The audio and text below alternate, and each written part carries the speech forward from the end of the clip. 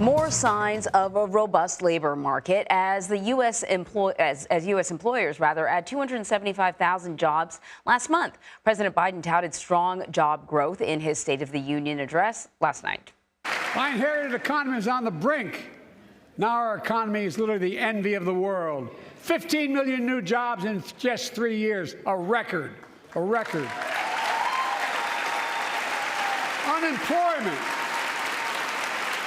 at 50-year lows. A record 16 million Americans are starting small businesses, and each one is a literal act of hope.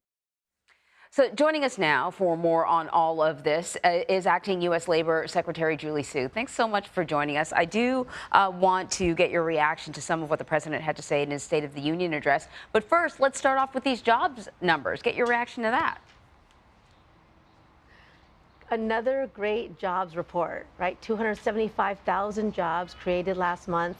The unemployment rate remains below 4%. That's over 2 years with an unemployment rate under 4%. We have not seen numbers like that in 50 years. Labor force participation remains strong. In fact, women's labor force participation rate increased. Women continue to power this economic recovery, and the jobs creation was broad-based across multiple industries. We saw it in healthcare.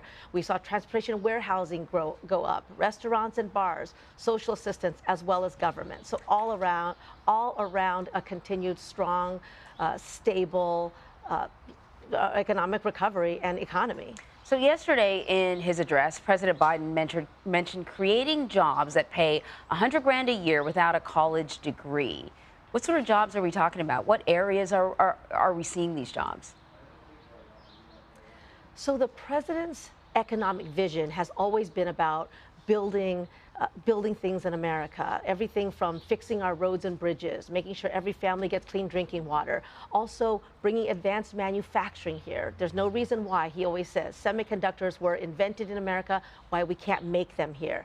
That's both a matter of creating a strong supply chain, resilient economy, but also good jobs and good union jobs. So that's the kind of jobs he's talking about, are jobs that are going to allow a family to make a good living, support their families, buy a home, and live the American dream. And he's looking to do that in communities all across the country, not just for some, but for all. That's his vision of the economy from the bottom up and the middle out.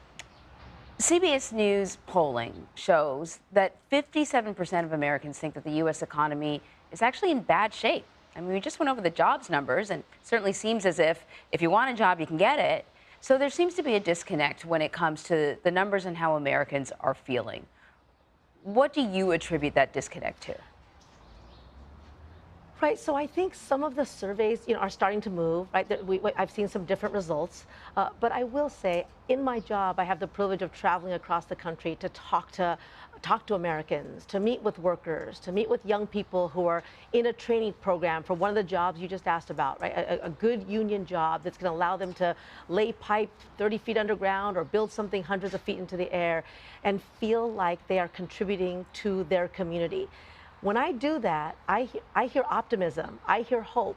Certainly, I hear that people, are coming through difficult times, but feeling like there is a vision for the future. And I think, those are the real stories that tell us how people are actually feeling, and will continue to do the hard work to make sure that all Americans, when they get home at the end of the day, put their keys on the table and sit down at their kitchen table, are feeling these job numbers in their day-to-day lives. The president also spoke about creating clean energy jobs. He actually spoke last month about creating clean energy jobs. The challenge with some of this job creation stuff is something like clean energy is probably going to need some cooperation from Congress, right? We're talking about perhaps changing recommendations or changing the environment so that these jobs have more leeway to grow. Is this something that the president can promise that he can do on his own? So the good news is the president promised it, and he's already delivered on some of that by working with Democrats in Congress to pass laws like the Inflation Reduction Act, right? That is the biggest investment in clean energy and climate that this country has ever seen. And it's because the president understands that we can both combat our climate crisis and create good jobs and good union jobs at the same time. We don't have to choose between those things.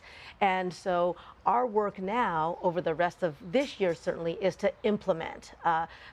Those things don't happen overnight. We're not going to transform entire industries overnight, and we have to do them in a way where the transition is just, meaning that we make sure that working people continue to benefit and get trained for the new jobs and the changes. But those are things that he said he would do.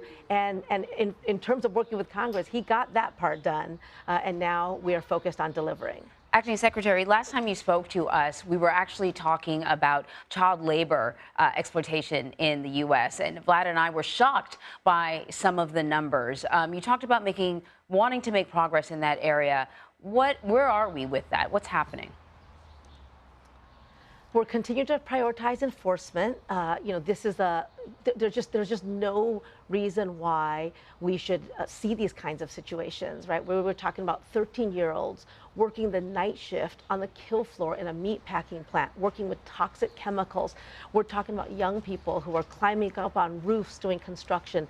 These are not your first job for a young person learning how to, work at the local retail store. Mm-hmm. This is hazardous jobs that children should not be doing. And so enforcement is important, and we are doing it. Calling companies to account when they have made a business model out of hiring vulnerable and exploited children in violation of the law is something that we are doing. And you asked about Congress earlier. We are pushing for stronger both resources for this enforcement. Right? We've got to have investigators on the ground in communities to put a stop to this, and also penalties that match the horror of the violations. All right, Acting Secretary Julie Su, thank you so much.